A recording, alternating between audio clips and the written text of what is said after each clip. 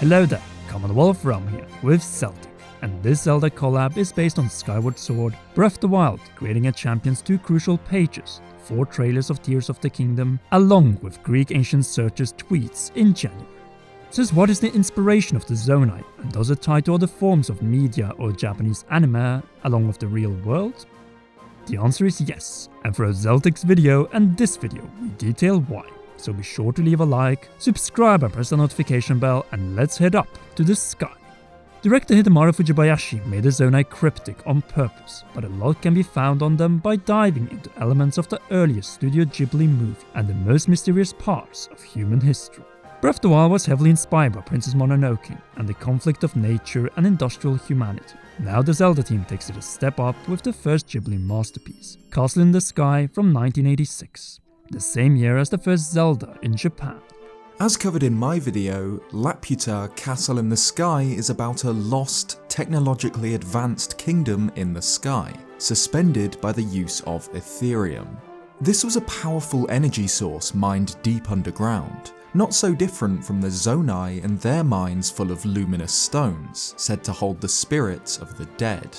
This is also very similar to Final Fantasy VII's Machu fuel, which is refined from the spiritual lifestream of the dead. All of these energy sources seem to have the same inspiration.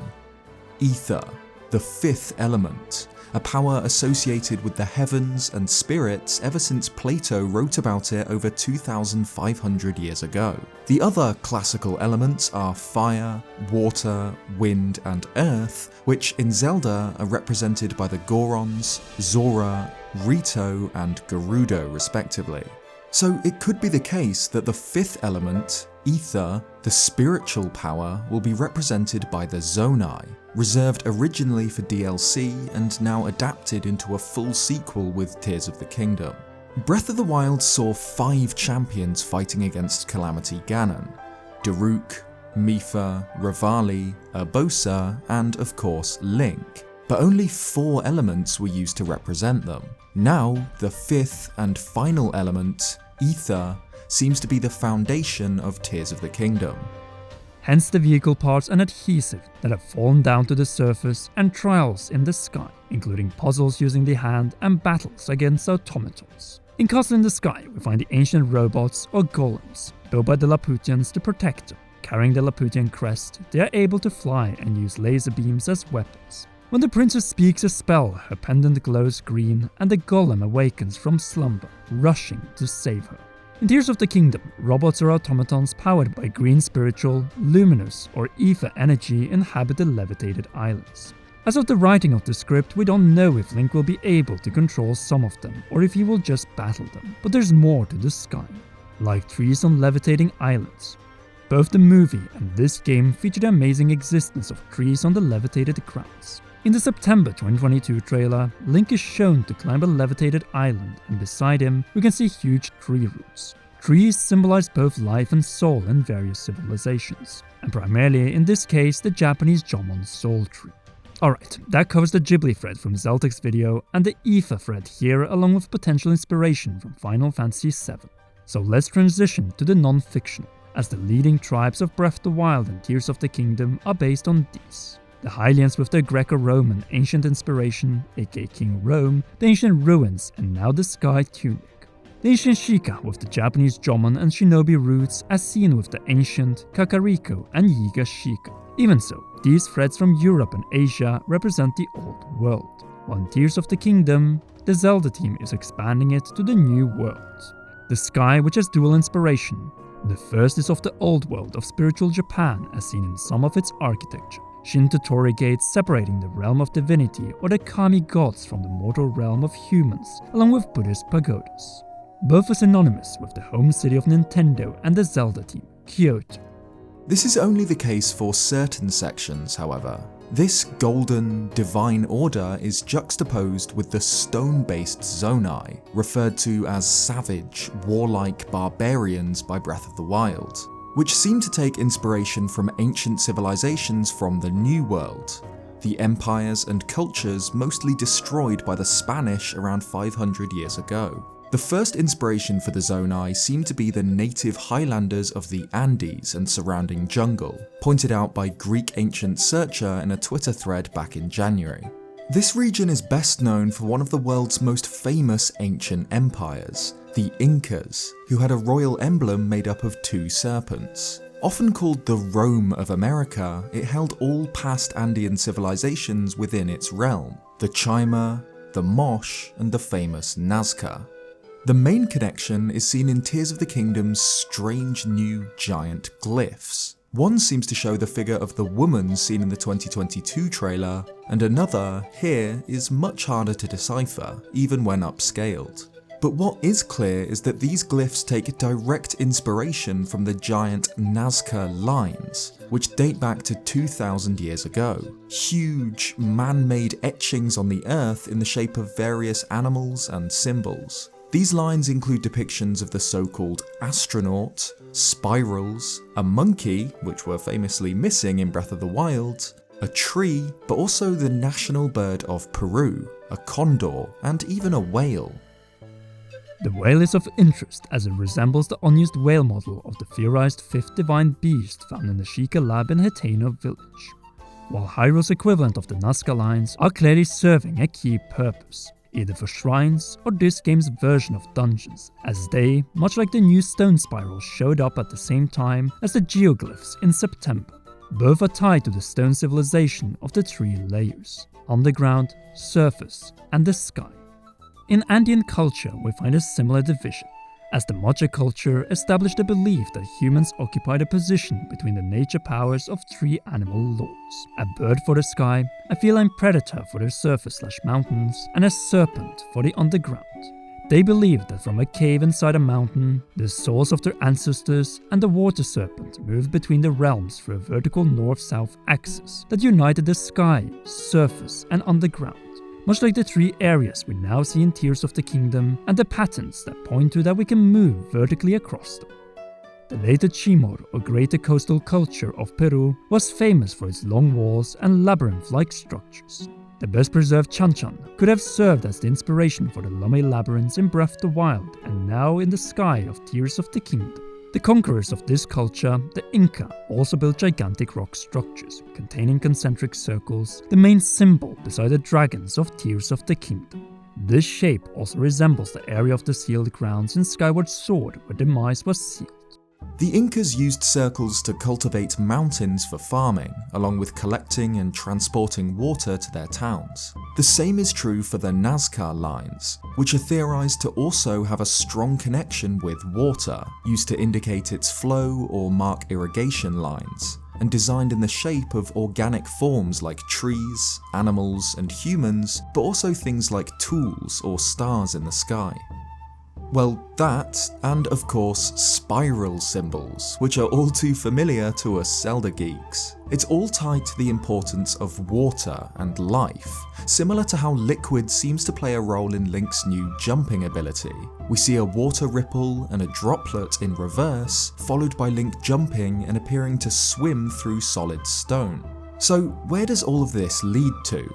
The Inca capital and the connection of power, wisdom, and courage. To the Incas, the condor was sacred. A bird that had the courage to fly higher than any other was worshipped as a messenger to the sun god Inti. It represented a connection between earth and heaven, and carried the spirits of the dead to the afterlife on its wings. In Tears of the Kingdom, this connection to the skies above is obvious. The sacred condor represented in the courage of Link, the hero who climbs into the heavens. While the condor was the symbol of the skies and courage, the puma was the symbol of the ground and power, for obvious reasons. Cuzco, called the navel of the world, was designed after the puma. Zelda's new ancient culture, the Zonai, seem to have their own beast representing the ground and power, the boar, seen in statues in the Faron region.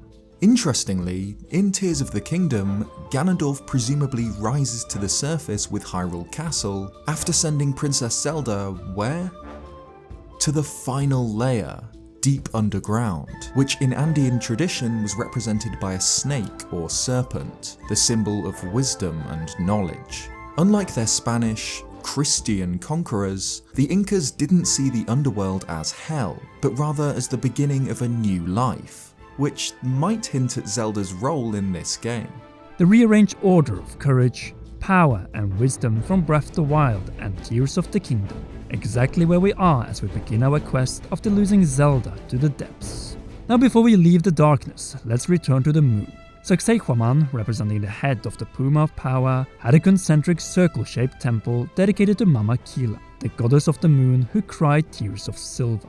The moon has always played an important role in 3D Zelda games, from the original Gerudo and also Ganondorf Crescent Mooncrest in Ocarina of Time, through Majora's Mask, The Wind Waker, Twilight Princess, all the way to Breath of the Wild and Tears of the Kingdom's Blood Moon. Recently, Larulian Historian on Twitter pointed out the identical form of Hyrule's Blood Moon to our own, which we also on rare occasions see as a blood moon, a complete lunar eclipse when the sun fully illuminates the moon during a full moon, one that Ganondorf uses to reach peak strength of his malice to summon and later on revive his minions. Now after casting his seal and rising up to Hyrule Castle, while his own Sacsayhuaman, the head of the center of the earth makes the blood moon even stronger as seen in February. The final connection is much darker. The Incas, much like the ancient Egyptians and certain Japanese monks, were known for practicing mummification. In particular, mummification of members of their royal families. But unlike the Egyptians, who famously laid their royal dead to rest in pyramids, and the Japanese, whose monks were buried in temples, Incan mummies were interned in caves, the realm of the water serpent of wisdom and of new life. These mummies were fully dressed in exotic feathers, fine clothes, and gold ornaments, just like Ganondorf's body, the source of malice in a mummified state, adorned with gold and fine robes worn with age. Perhaps the most famous relic of the Incan Empire is Machu Picchu, a royal mountain estate abandoned 100 years after its construction. The Zelda team could have taken inspiration from this famous landmark, like its stone architecture, cascading stone terraces used for farming, but most of all, its location. Machu Picchu sits on a mountain ridge, a man-made place that truly feels like it sits up in heaven, with the clouds and the condors, almost like it's a floating city, like the Sky Islands seen across Hyrule. That covers the South and the Andes, so now let's end with Meso, or Middle, America, the final inspiration for the design of the Zonai. Here we find the Maya of Yucatan, the neighbouring Olmec, and also the powerful Aztecs of central Mexico. The Mayans are just as ancient as the civilizations of the Andes and its coast, and are also a strong candidate for the foundation of the Zonai and their stone architecture. This is mainly due to the symbol of the feathered serpent, often depicted on their stonework and pyramids.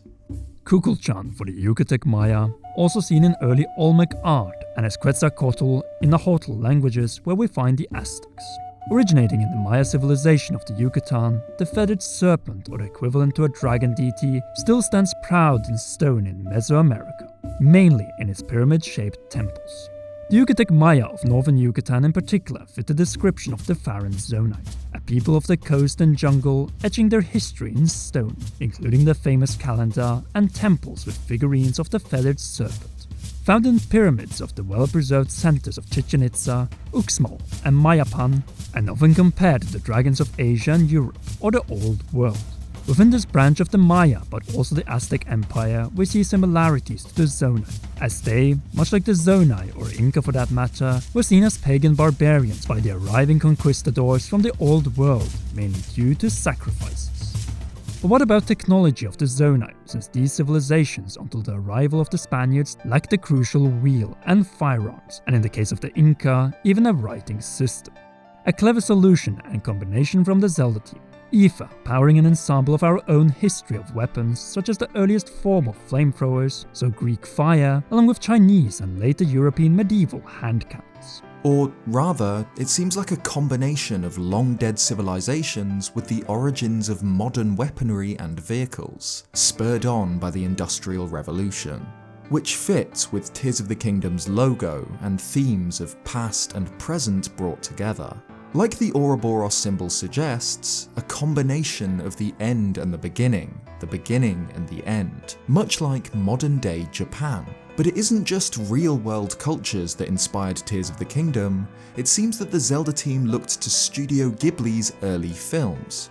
For a closer look at how Ghibli might have inspired Tears of the Kingdom, and what we can learn about the game's story from these films, head on over to my channel for the counterpart video. So leave a like, subscribe and press that notification bell and share your thoughts on the Zonai, and then head over to Zeltik's channel and video on the Studio Ghibli inspiration.